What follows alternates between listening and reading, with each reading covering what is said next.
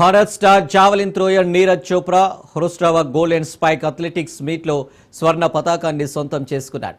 గత వారం Paris diamond league మీట్లో టాప్లో నిలిచిన నీరజ్ తాజాగా జరిగిన పోటీలో జావలిన్ను 85.29 మీటర్ల దూరం విసిరి అగ్రస్థానం దక్కించుకున్నాడు.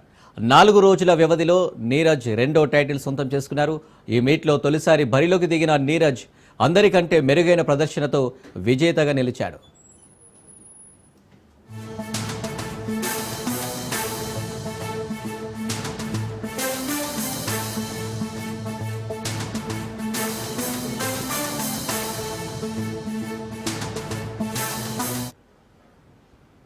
డౌ స్మిత్ 84.12 మీటర్లు, అండర్సన్ పీటర్స్ 83.63 మీటర్లు విసిరి వరుసగా మూడో స్థానంలో నిలిచారు. తొలి ప్రయత్నంలో ఫౌల్ చేసిన నీరజ్ రెండో ప్రయత్నంలో ఈటెను 83.45 మీటర్ల దూరం విసిరాడు. మూడో ప్రయత్నంలో అత్యుత్తమంగా 85.29 మీటర్ల దూరాన్ని నమోదు చేసుకున్నాడు.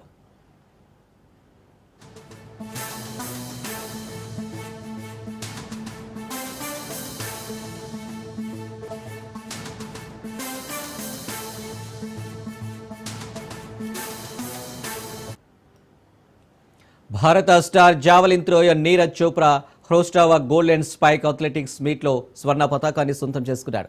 గత వారం ప్యారిస్ డైమండ్ లీగ్ మీట్లో టాప్లో నిలిచిన నీరజ్ తాజాగా జరిగిన పోటీల్లో జావలిన్ను 85.29 మీటర్ల దూరం విసిరి అగ్రస్థానం దక్కించుకున్నాడు. 4 రోజుల వ్యవధిలో నీరజ్ రెండో టైటిల్ సొంతం చేసుకున్నారు. ఈ మీట్లో తొలిసారి బరిలోకి దిగిన నీరజ్ అందరికంటే మెరుగైన ప్రదర్శనతో విజేతగా నిలిచాడు.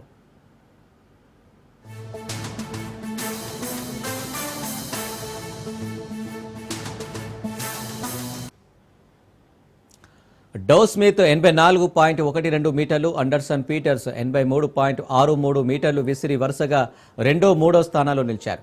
తొలి ప్రయత్నంలో ఫౌల్ చేసిన నీరజ్ రెండో ప్రయత్నంలో ఈటెను 83.45 మీటర్ల దూరం విసిరాడు. మూడో ప్రయత్నంలో అత్యుత్తమంగా 85.29 మీటర్ల దూరాన్ని నమోదు చేసుకున్నాడు.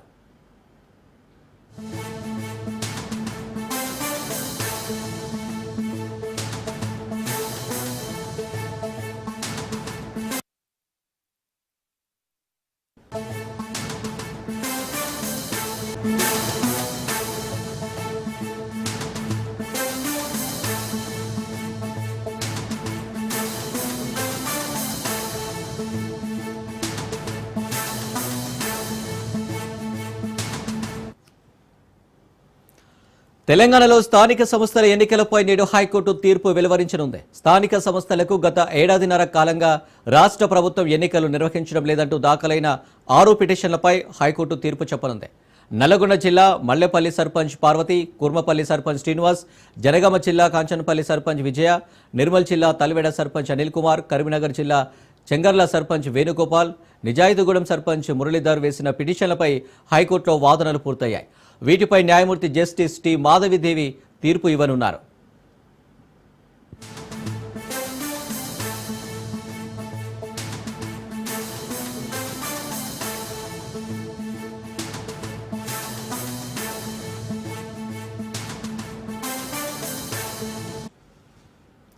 స్థానిక సంస్థలకు ప్రజలు ఎన్నుకున్న ప్రతినిధులు ఉండాలని, పాలకవర్గాల కాలపరిమితి పూర్తి కాగానే ఎన్నికలు నిర్వహించకపోవడం రాజ్యాంగ వ్యతిరేకమని పిటిషనర్లు వాదించారు. రాజ్యాంగంలోని 243A, 243K అధికరణాలు, తెలంగాణ గ్రామ పంచాయతీరాజ్ చట్టం 2018 నిబంధనలను రాష్ట్ర ప్రభుత్వం ఉల్లంఘించిందని హైకోర్టు దృష్టికి తెచ్చారు. సుప్రీంకోర్టు ఉత్తర్వులకు అనుగుణంగా వెనుకబడిన తరగతుల రిజర్వేషన్లు ఖరారు చేసేందుకు మరో 25 రోజుల గడువు కావాలని ప్రభుత్వం న్యాయస్థానాన్ని కోరింది. దీంతో గత విచారణలో కూడా ఇదే తరహాలో వాయిదా కోరిన ప్రభుత్వం ఇప్పుడు మళ్లీ వాయిదా కోరడం ఏమిటని హైకోర్టు అసహనం వ్యక్తం చేసింది.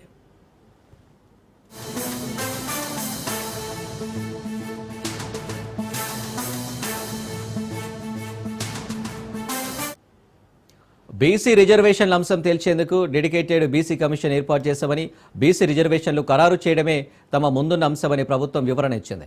ప్రభుత్వం నుంచి అనుమతి లభించాక ఎన్నికల నిర్వహణకు తమకు 2 మాసాల వ్యవధి కావాలని రాష్ట్ర ఎన్నికల సంఘం కోరింది. ఈ వాదనలు మొన్నటితో ముగియడంతో ఇవాళ హైకోర్టు తీర్పు వెలువరించనుంది.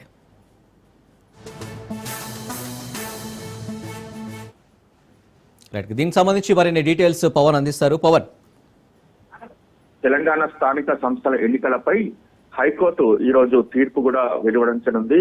అయితే ఈ రోజు తీర్పు పైన సర్వత్రా ఉత్కంఠగా ఎదురు చూస్తున్నారు. అయితే దీనిపైన సోమవారం రోజే ఇరుపక్షాల వాదనలు కూడా కొనసాగాయి. ముఖ్యంగా చూస్తే స్థానిక సంస్థల ఎన్నికలకు సంబంధించి ఫిబ్రవరిలోనే ఎన్నికలు నిర్వహిస్తామని గతంలో ప్రభుత్వం కూడా తెలిపింది. అయినా కూడా దీనికి సంబంధించి ఆ యొక్క ఎన్నికలు కూడా నిర్వహించలేదు. అయితే ఇందులో చూస్తే రిజర్వేషన్లు, వార్డు డివిజన్ ప్రక్రియ 25 రోజుల సమయం కావాలని చెప్పి కూడా ప్రభుత్వం కోరింది. అయితే దీనికి సంబంధించి చూస్తే మాత్రము ఆ యొక్క ప్రక్రియ కూడా కొనసాగలేదు. అయితే దీనికి సంబంధించి ఎన్నికల కమిషన్ మాత్రము 60 రోజుల సమయం పడుతుందని చెప్పి కూడా పూర్తిగా ఇందుకు సంబంధించి కూడా వాదనలు కూడా వినిపించింది. ప్రభుత్వం తరఫున దీనికి సంబంధించి చూస్తే ఎన్నికలు నిర్వహించాలనేది మాత్రము ప్రధానంగా తమకు వీలైన త్వరలో నిర్వహిస్తామని చెప్పి కూడా వాదనలు కూడా వినిపించారు. అయితే 2024 ఫిబ్రవరి 1నే తెలంగాణకు సంబంధించిన సర్పంచ్లది పదవీ కాలం కూడా ముగిసింది. అయినా కూడా దీనికి సంబంధించి ఎన్నికలు మాత్రము ఇప్పటి వరకు కూడా జరగలేదని చెప్పి కూడా ఈ పిటిషన్ లో పేర్కొన్న నేపథ్యంలో దీనిపైన విచారణ కొనసాగింది. విచారణలో భాగంగా చూస్తే మాత్రం వాదనలు కూడా పూర్తయిన నేపథ్యంలో ఈ రోజు తెలంగాణ హైకోర్టు మాత్రము ఎలాంటి తీర్పునిస్తుంది అనేది మాత్రము సర్వత్రా ఉత్కంఠంగా ఉంది. దీనిపైన తెలంగాణ సంబంధించిన హైకోర్టు పూర్తిగా దీనికి సంబంధించి ఎలాంటి గ్రౌండ్స్ తీసుకొని ఒక తీర్పు ఇస్తుందనే దానిపైన కూడా మనం వేచి చూడాల్సిన పరిస్థితి కూడా కనిపిస్తుంది. రైట్ పవన్.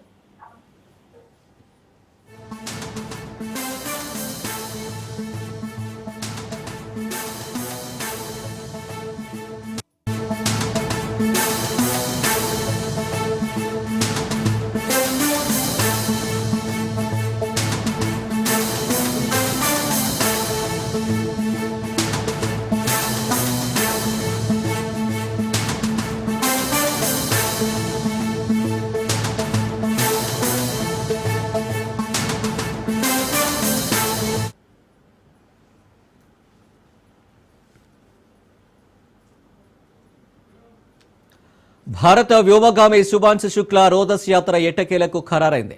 యాక్సియం 4లో భాగంగా మొత్తం 4 వ్యోమగాములు అంతరిక్ష యాత్రకు బయలుదేరనున్నట్లు నాసా తెలిపింది. ఫ్లోరిడాలోని నాసా కెన్నెడీ స్పేస్ సెంటర్ నుంచి ఇవాళ మధ్యాహ్నం 12 గంటల 1 నిమిషంకు ఫాల్కన్ 9 రాకెట్ను ప్రయోగించనున్నట్లు నాసా వెల్లడించింది. మిషన్ రేపు సాయంత్రం 4 గంటల 30 నిమిషాలకు అంతర్జాతీయ అంతరిక్ష కేంద్రంతో అనుసంధానం అవుతుందని తెలిపింది. శుభాంశు శుక్లా మిషన్ పైలట్గా బాధ్యతలు నిర్వహిస్తారు. ఈ ప్రయోగం తొలుత మే 29న జరగాల్సి ఉన్నప్పటికీ పలు దఫాలుగా వాయిదా పడుతూ వస్తుంది. ఐఎస్ఎస్లో శుభాంశు బృందం 14 రోజుల పాటు ఉంటుంది. భారత రహిత స్థితిలో పలు ప్రయోగాలు నిర్వహించడంతో పాటు ప్రధాని మోదీ పాఠశాల విద్యార్థులు ఇతరులతో అక్కడి నుంచి ముచ్చటిస్తారు.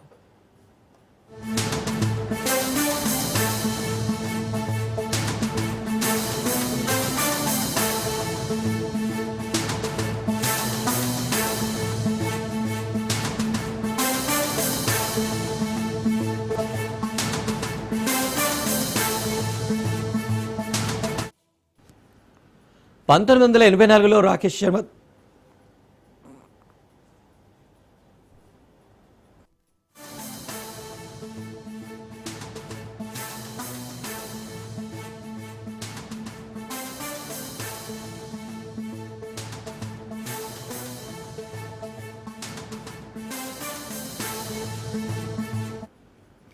1984లో రాకేష్ శర్మ తర్వాత మళ్లీ ఒక భారతీయుడు అంతరిక్షంలోకి వెళ్లడం భారత యువతలో శాస్త్రవేత్తల పట్ల ఆసక్తిని పెంచుతుంది. ఇది దేశంలో స్పేస్ సైన్స్కు బలమైన ప్రోత్సాహం అవుతుంది. ఇది కేవలం ఒక ప్రయాణం కాదు, భారత అంతరిక్ష ప్రయాణ చరిత్రలో కొత్త అధ్యాయంగా చెప్పవచ్చు.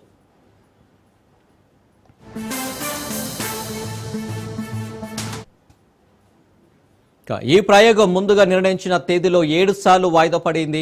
వాతావరణ కారణాలు, సాంకేతిక సమస్యల నేపథ్యంలో ప్రయోగం తరచూ వాయిదా పడుతూ వచ్చింది. చివరికి నేడు ప్రయోగం జరగనున్నట్లు నాసా తుది షెడ్యూల్ విడుదల చేసింది. శుభాంశు శుక్లా మానవ సమాజానికి సేవ చేసే ఆవిష్కరణలపై ఐఎస్ఎస్లో జరగబోయే పరిశోధనలో పాల్గొనడం గర్వకారణమని భారత అంతరిక్ష ప్రేమికులు భావిస్తున్నారు.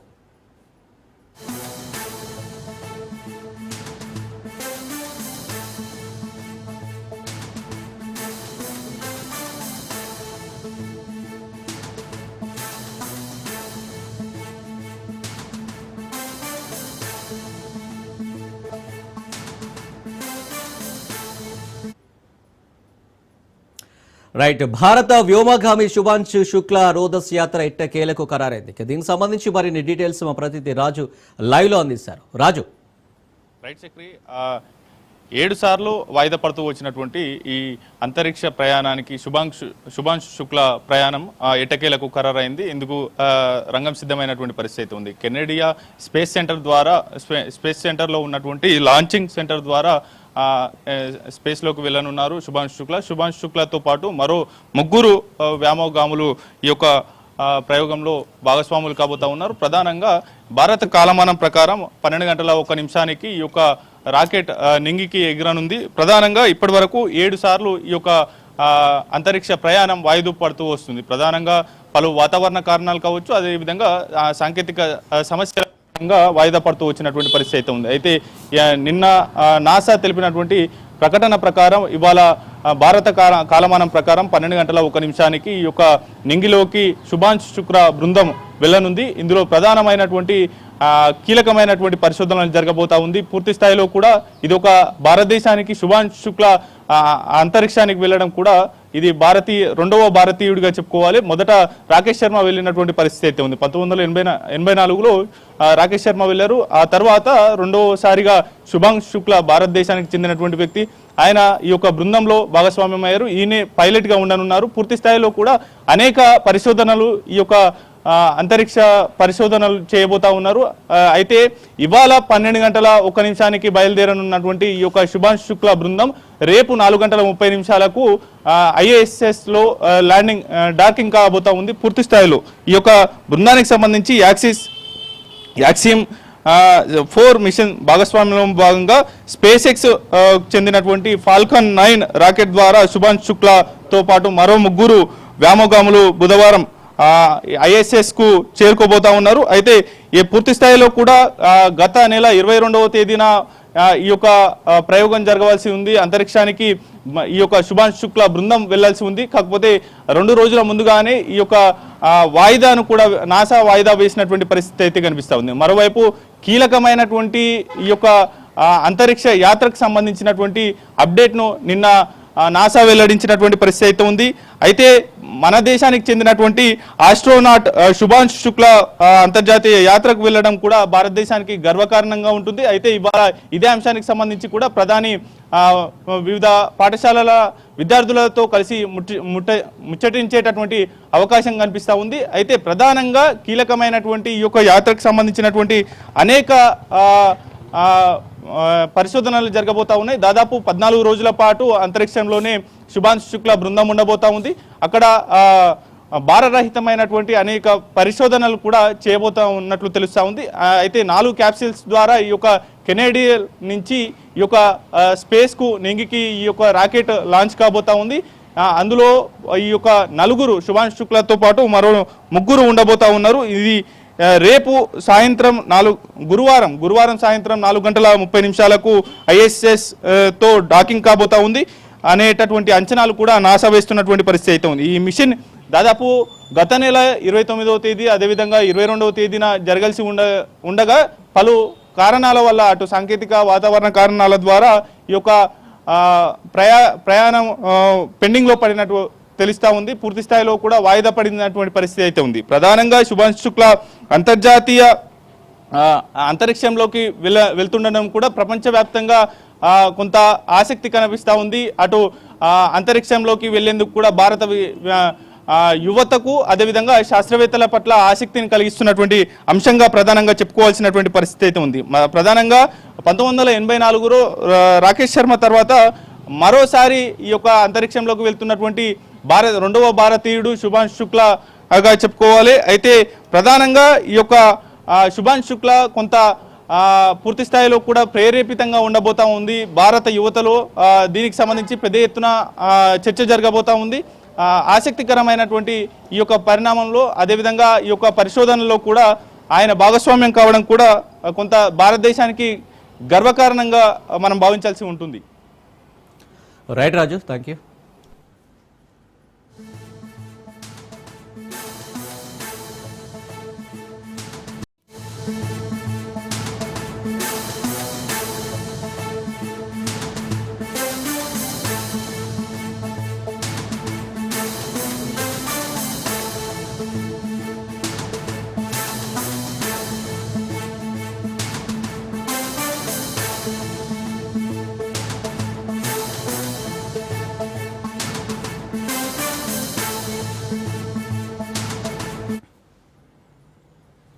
Breaking news. శ్రీశైలంలో వచ్చే నెల 1వ తేదీ నుంచి శ్రీ మల్లికార్జున స్వామి ఉచిత స్పర్శ దర్శనాన్ని పునఃప్రారంభించనున్నట్లు దేవస్థానం ఈవో శ్రీనివాసరావు తెలిపారు.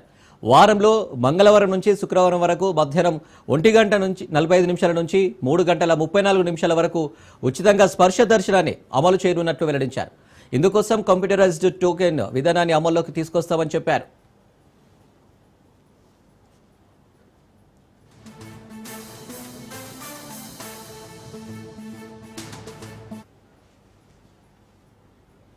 అయితే ప్రస్తుతానికి దేవస్థానం వద్ద టోకెన్లు జారీ చేస్తామని, తర్వాత ఆన్లైన్లో నమోదు చేసుకునే విధానం ప్రవేశపెడతామని ఈవో శ్రీనివాసరావు తెలిపారు. టోకెన్లలో భక్తుల పేరు, Aadhaar, phone number, QR code ఉంటాయని చెప్పారు. అవకాశాన్ని బట్టి రోజు 1000 నుంచి 1200 మందికి ఉచిత సర్పదర్శనం కల్పించాలని భావిస్తున్నామన్నారు. మహాశివరాత్రి, బ్రహ్మోత్సవాలు, ఉగాది, దసరా ఉత్సవాలు, శ్రావణ, కార్తీక మాసాలు, ప్రభుత్వ సెలవు దినాల్లో ఈ దర్శనం ఉండదని తెలిపారు.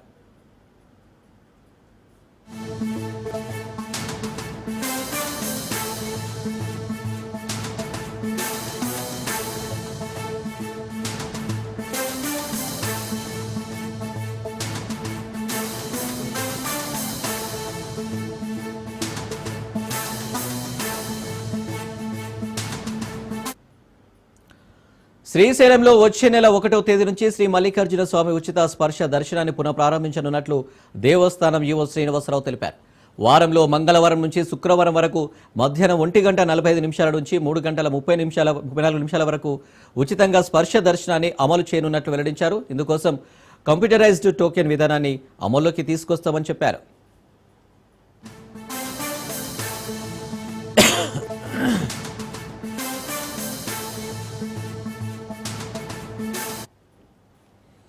ప్రస్తుతానికి దేవస్థానం వద్ద టోకెన్లు జారీ చేస్తామని, తర్వాత ఆన్లైన్లో నమోదు చేసుకునే విధానం ప్రవేశపెడతామని ఈవో శ్రీనివాసరావు తెలిపారు. టోకెన్లలో భక్తుల పేరు, Aadhaar, phone number, QR code ఉంటాయని చెప్పారు. అవకాశాన్ని బట్టి రోజు 1000 నుంచి 1200 మందికి ఉచిత సర్పదర్శనం కల్పించాలని భావిస్తున్నామన్నారు. మహాశివరాత్రి, బ్రహ్మోత్సవాలు, ఉగాది, దసరా ఉత్సవాలు, శ్రావణ, కార్తీక మాసాలు, ప్రభుత్వ సెలవు దినాల్లో ఈ దర్శనం ఉండదని తెలిపారు.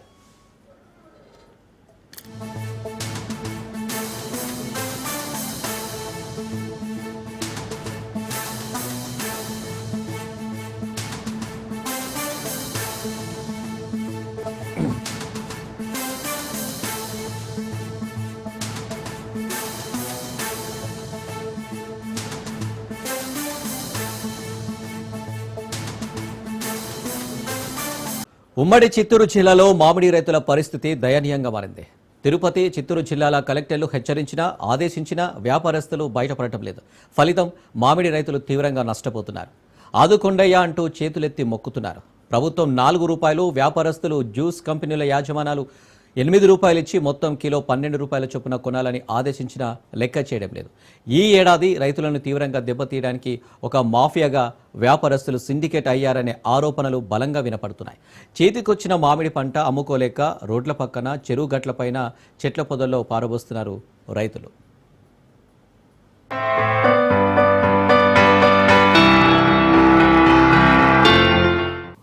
ఉమ్మడి చిత్తూరు జిల్లా పెట్టింది మామిడి తోటలకు పేరని చెప్పుకోవచ్చు. ఎందుకంటే ఉమ్మడి చిత్తూరు జిల్లా వ్యాప్తంగా చాలా వరకు అంటే వేల హెక్టార్లు, అంటే 1,50,000 హెక్టార్లలో మామిడి పంటలు పండుతాయని చెప్పేసి ఇప్పటికే కలెక్టర్ చెప్పడం జరిగింది. ఈ నేపథ్యంలోనే పూర్తి స్థాయిలో అంటే గత 3 సంవత్సరాల నుంచి కూడా అధిక సంఖ్యలో దిగుబడులు రావడం, మామిడి తోటలకు సంబంధించి రేట్లు కూడా అధిక సంఖ్యలో రావడంతో రైతులందరూ కూడా చాలా బాగుపడ్డారు. అయితే 2 సంవత్సరాల తర్వాత ఈసారి కాసిన మామిడికాయలు అత్యధికంగా కాసినప్పటికీ కూడా మరోపక్క పూర్తి స్థాయిలో దిగుబడి ఉన్నప్పటికీ రేట్లు పూర్తిగా పడిపోవడానికి చాలా కారణాలు ఉన్నాయని చెప్పుకోవచ్చు. అయితే ప్రస్తుతం ఈ ఉమ్మడి చిత్తూరు జిల్లా వ్యాప్తంగా ఉన్న ఎన్ని రకాల తోటలు ఉంటాయి, 8,000 ఎకరాలు ఉంటాయి, పూర్తి స్థాయిలో మనం తెలుసుకునే ప్రయత్నం అయితే చేద్దాం.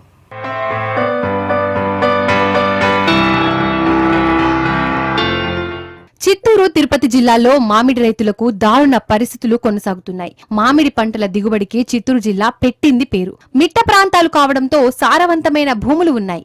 ఇందులో రైతులు మామిడి ఎక్కువగా దిగుబడి చేస్తారు. తోతాపూరి మామిడి రకం పంట దిగుబడి ఎక్కువగా ఉంటుంది. చిత్తూరు, తిరుపతి జిల్లాలోని దామల చెరువు మ్యాంగో మార్కెట్ 3 రాష్ట్రాలకు అనుబంధం. ఏపీ, తమిళనాడు, కర్ణాటక రాష్ట్రాలకు పెద్ద ఎత్తున ఇక్కడి నుండి మామిడి పండ్లు ఎగుమతులు జరుగుతూ ఉంటాయి. ఉమ్మడి చిత్తూరు జిల్లాలో రైతులందరూ ఈ దామల చెరువు మ్యాంగో మార్కెట్ కి ప్రతి సంవత్సరం చేతికొచ్చి పంటను తీసుకుని వెళ్లి అమ్ముకుంటూ ఉంటారు. ఈ జిల్లాలో చాలా ప్రాంతాలు గుజ్జు పరిశ్రమలు ఉన్నాయి. కానీ ఈ సంవత్సరం రైతులు తీవ్రంగా ఇబ్బందులు పడుతున్నారు. గిట్టుబాటు ధర దేవుడెరుగు, అసలు కొనేందుకు ముందుకు రావడం లేదు వ్యాపారస్తులు. గుజ్జు ఫ్యాక్టరీల వద్ద రోజుల తరబడి నిరీక్షించిన జ్యూస్ తయారీ కంపెనీలు కొనుగోలు చేయడానికి ముందుకు రావడం లేదు. తోతాపూరి మామిడి పంట చెట్లలోనే మాగి కింద పడుతున్నాయి. ప్రభుత్వ ఆదేశాలు ఏమాత్రం పట్టించుకుని వ్యాపారస్తులు, కంపెనీల యాజమాన్యాలు అందరూ సిండికేట్ అయ్యారనే ఆరోపణలు ఉన్నాయి. రేట్లు పక్కన పెడితే అసలు కొనేందుకు విముఖత చూపడం లేదు. రైతు అంటే రాజు లాంటి వాడు ఈ రోజు పిచ్చాందేహాన్ని అడుక్కుంటా ఉన్నాడు. అలాంటి కూడా కనికరించకపోతే మీరు ఎందుకు మాకు సేవ, మీరెందుకు మాకు నాయకులు, మీరెందుకు ఒక వ్యవస్థ, మా వ్యవస్థను పట్టించుకొని మా కన్నీళ్ళు మీ దేశానికి దరిద్రం వంటిది. అలాంటిది రైతు బాగుంటేనే దేశం బాగుంటుంది. రైతుని కాపాడాల్సిన పరిస్థితి ఇప్పుడు ప్రతి ప్రభుత్వ ఉద్యోగి కానీ ప్రభుత్వ నాయకులకు కానీ అవసరమో. ఈ మా రైతులకు న్యాయం చేయకుండా కనీసం మా పండించిన పంటను కూడా మార్కెటింగ్ చేసుకోలేని పరిస్థితుల్లో, దీన స్థితిలో మేము ఉన్నామో. మమ్మల్ని వెంటనే కాపాడండి.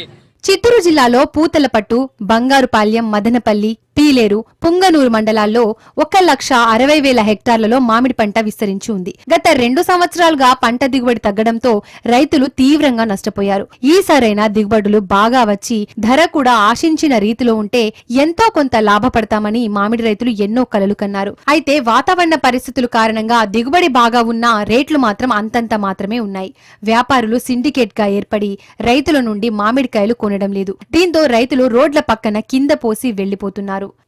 ఉమ్మడి చిత్తూరు జిల్లా వ్యాప్తంగా కూడా ఎక్కువగా మామిడి రైతులే ఎక్కువ ఉన్నారని చెప్పుకోవచ్చు. ముఖ్యంగా టమాటా ఎంత ముఖ్యమో అదేవిధంగా మామిడి తోటలు కూడా చిత్తూరు జిల్లాలో అంతే ముఖ్యమని చెప్పుకోవచ్చు. ఎందుకంటే ఇక్కడే అంటే ఉమ్మడి చిత్తూరు జిల్లా వ్యాప్తంగా అనేక పల్పీ ఫ్యాక్టరీలు కూడా ఉన్న నేపథ్యంలో పూర్తిగా ఈసారి గిట్టుబాటు ధర ఉన్నప్పటికీ మరి ఎందుకు ఈ పూర్తి స్థాయిలో రేట్లు పడిపోయినాయని చెప్పేసి కూడా కలెక్టర్ల సమావేశం ఏర్పాటు చేసి పూర్తి స్థాయిలో రైతులను ఆదుకోవాలని చెప్పేసి ఇప్పటికే ఒక నిర్ణయానికి వచ్చారు. మనం చూస్తున్న దృశ్యాలు కూడా చూడొచ్చు. ఇక్కడ ఈసారి ఏదైతే పూర్తి స్థాయిలో ఈ పంట కూడా చాలా బాగా వచ్చింది, దిగుబడి బాగా వచ్చింది అని చెప్పేసి కూడా రైతులందరూ చెప్తున్నప్పటికీ అంటే గిట్టుబాటు ధర మాత్రం లేదనేసే చెప్పుకుంటా ఉన్నారు. ఎందుకంటే 1 కిలో 2 రూపాయల నుంచి 3 రూపాయలు, 3 రూపాయల నుంచి 4 రూపాయల వరకు మాత్రమే ఇప్పుడు మార్కెట్లో అమ్ముతా ఉన్నారు. ఆ మార్కెట్లో దళారులు కావచ్చు, అదేవిధంగా వ్యాపారస్తులు కొనుక్కునే పరిస్థితి అయితే కనిపిస్తూ ఉంది. ఇప్పుడు మార్కెట్లో విలువ అయితే కేజీ 2 రూపాయలు మాత్రమే ఉంది. దానికి తగ్గట్టు అదేవిధంగా యాజమాన్యం ఒక 4 రూపాయలు, మరోపక్క సబ్సిడీ కింద ప్రభుత్వం కూడా మరో 8 రూపాయలు కలిపి మొత్తం కేజీకి 12 రూపాయలు వచ్చేలాగా చర్యలు తీసుకోవాలని చెప్పేసి కూడా ఇప్పటికే రైతులకి అదేవిధంగా కలెక్టర్ ఆదేశాలు అయితే జారీ చేశారు. ఏదేమైనప్పటికీ పేమెంట్ వాల్యూ ప్రకారము 4 రూపాయలు, అదేవిధంగా 8 రూపాయలు గవర్నమెంట్ సబ్సిడీ కింద మొత్తం 12 రూపాయలతో రైతు అంటే మామిడి రైతు దగ్గర ఈ పల్పి సంబంధించి ఎవరైతే ఫ్యాక్టరీ యజమానులు ఉన్నారో వాళ్ళందరూ కూడా వీళ్ళ సమావేశపరిచి కొనుక్కోవాలని చెప్పేసి కూడా చెప్పడం జరిగింది. అయితే కొంతమంది దళారులు కావచ్చు, అదేవిధంగా వ్యాపారస్తులు అంటే ఈ రైతుల దగ్గర నుంచి కొనుక్కునే యాజమానులు అయితే పూర్తిగా అంటే కిలో 2 రూపాయలు మాత్రమే మేము కొంటాము, 3 రూపాయలకి మాత్రమే కొంటాము అనే చెప్తుండడంతో పూర్తిగా మామిడి రైతు దిగాలు పడిపోయే పరిస్థితి అయితే కనిపిస్తూ ఉంది. మార్కెట్ రేటు 4 రూపాయలు ఉండగా అంటే 8 రూపాయలు సబ్సిడీ ఇస్తూ 12 రూపాయలు అంటే ఒకే ధర, గిట్టుబాటు ధర కల్పించేందుకు ఎవరైనా దీంట్లో ఎటువంటి అవకతవకలకు పాల్పడినా కానీ కఠినమైన చర్యలు తీసుకుంటామని చెప్పేసి కూడా ఇప్పటికే తిరుపతి జిల్లా కలెక్టర్ అయితే ప్రకటించారు. అయితే మరి వేచి చూడాలి. ఈసారి పూర్తి స్థాయిలో మామిడి రైతు తీవ్ర స్థాయిలో దిగాలు పడైనాయని చెప్పుకోవచ్చు. మరి ప్రభుత్వం ప్రకటించిన ఈ 12 రూపాయలకి కొనుగోలు చేస్తారా, లేకపోతే దళారులు వీళ్ళని నిండా ముంచుతారా, లేకపోతే దీన్ని రైతులను కాపాడాలని ఆ దేవుడే అనేసి కూడా చెప్పుకోవచ్చు. గతేడాది చిత్తూరు జిల్లా నుండి మామిడి పల్ప్ ఎగుమతి కాకపోవడంతో జిల్లాలోని అన్ని మామిడి గుజ్జు పరిశ్రమల్లో టన్నుల కొద్దీ పల్ప్ నిల్వ ఉంది. అందువల్ల తాము కొనడం లేదని అలాంటి గుజ్జు సేకరించే కంపెనీలు చెబుతున్నాయి. ఈసారి మామిడి గుజ్జు పరిశ్రమలు రైతుల వద్ద నుండి కొనుగోలు చేయకపోవడంతో మామిడి పంటకు గిట్టుబాటు ధర లేక రైతులు తీవ్రంగా నష్టపోతున్నారు. చిత్తూరు జిల్లా నుండి ఉండే పరిశ్రమల నుండి వచ్చే మామిడి పల్ప్ ఈసారి కూడా విదేశాలకు ఎగుమతి అయ్యే అవకాశం లేకపోయింది. ఉత్తర భారతదేశంలో పలు రాష్ట్రాల్లో చిత్తూరు జిల్లా నుండే మామిడికాయలు ఎగుమతి అవుతాయి. సాధారణంగా ఎకరా మామిడి తోటలో 6 నుండి 5 టన్నులకు దిగుబడి వస్తుంది. అందులో ఈసారి 60% పంట వచ్చినా గిట్టుబాటు ధర లేక రైతులు తీవ్రంగా నష్టపోతున్నారు. ఈ మామిడి రైతుని పూర్తి స్థాయిలో ఇప్పటికే రాష్ట్ర ప్రభుత్వం కావచ్చు పూర్తి స్థాయిలో ఆదుకుంటామని చెప్తున్నారు. మరి దళారుల నుంచి కూడా వాళ్ళని కాపాడాలని చెప్పేసి రైతులైతే వేడుకుంటున్నారు. అయితే ఇప్పటికే 4 రూపాయలు ఉన్నప్పటికీ మరో 8 రూపాయలు ఏదైతే సబ్సిడీ కింద ప్రభుత్వం ఇస్తుందో మొత్తం 12 రూపాయలకి ఖచ్చితంగా తమ వద్ద నుంచి 12 రూపాయలు వెచ్చించి వ్యాపారస్తులు కొనుక్కుంటే మాకు ఈసారైనా గట్టెక్కుతామో, ఏదే విధంగా అప్పుల పాలు అంటే ఈ పంటలు పండించడానికి వాటి మందులు కొట్టడానికి అంటే లక్షల్లో అంటే ఎకరాకి కనీసం లేదన్నా 20-30 వేల దాకా ఖర్చు అవుతుంది. ఈ నేపథ్యంలోనే కొన్ని వేల ఎకరాల్లో ఈ మామిడి పంట అంతా ఉంది. మందులకు కొట్టిన ఖర్చులకు రావాలన్నా ఈ 12 రూపాయలు ఖచ్చితంగా వస్తే మాకు గట్టును పడతామని చెప్పే పరిస్థితి అయితే కనిపిస్తూ ఉంది. కెమెరా పర్సన్ రమణతో కిరణ్, రాజ్ న్యూస్, తిరుపతి నుంచి.